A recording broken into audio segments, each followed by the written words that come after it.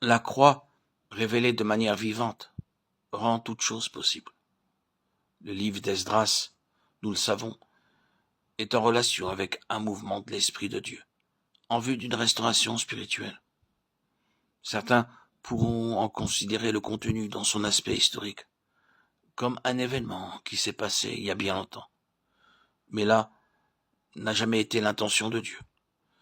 Si nous avons vu ce que Dieu veut et quel est le désir de son cœur, nous sommes en mesure de percevoir la différence entre ce qui existe et ce qu'est sa pensée pleine et entière concernant sa maison.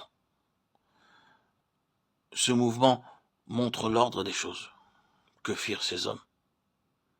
Ils bâtirent l'autel de Dieu, d'Israël, et le rétablirent sur ses fondements pour y offrir des holocaustes. Esdras 3.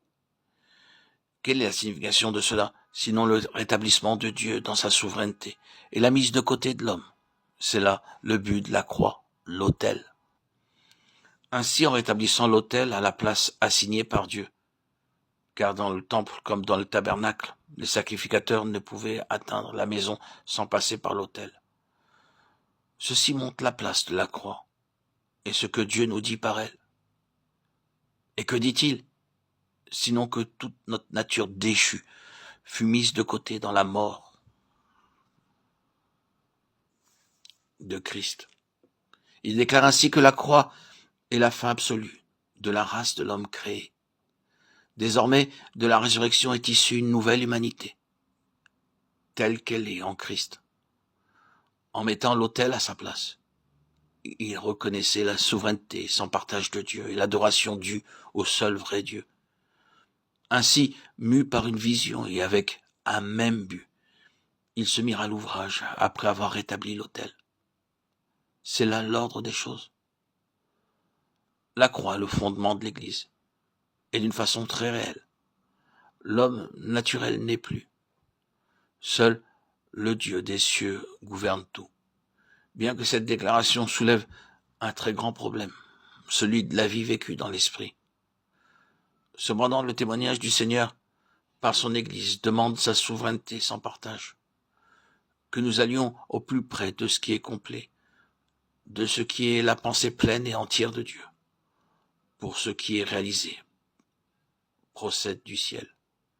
Mais cela demande aussi l'action constante de la croix pour produire ce détachement intérieur en nous-mêmes, afin que toute tendance de l'homme naturel soit éliminée. Christ est la vision de Dieu. Celui qui m'a vu a vu le Père. Jean 14, 9. Christ est la vision de son Église.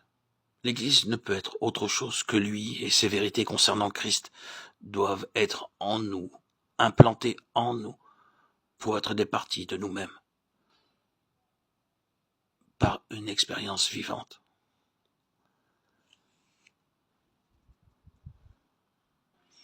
L'Église est céleste et spirituelle, en raison de sa position dans les cieux, et parce qu'elle est gouvernée et conduite sur la terre par l'Esprit céleste. Le témoignage du Seigneur ne peut être recouvré que si l'Église occupe expérimentalement la base céleste qui fut sienne à la Pentecôte. Et cela signifie que la croix doit dégager le terrain occupé par la vie de l'ancienne création pour réintroduire la nouvelle. Maintenant, ne pensons pas que les mouvements réactionnaires de Dieu, en ces temps de déclin, tels que nous les voyons dans l'Ancien Testament, se soient terminés avec l'ancienne dispensation. La passion et la souffrance sont toujours dans le cœur de Dieu pour son témoignage, par un peuple qui soit une révélation vivante de lui-même. Ce qu'il a fait en ces temps-là, il le poursuit aujourd'hui. Aussi, sommes-nous dans un temps où Dieu agit pour maintenir son témoignage et sa déclaration. Ni par force, ni par puissance, mais par mon esprit. Zacharie 4, 6. Cette déclaration est toujours d'actualité pour notre temps, en dépit de l'ignorance de son peuple, qui ne manque cependant pas d'activité, mais avec un pôle d'intérêt bien différent.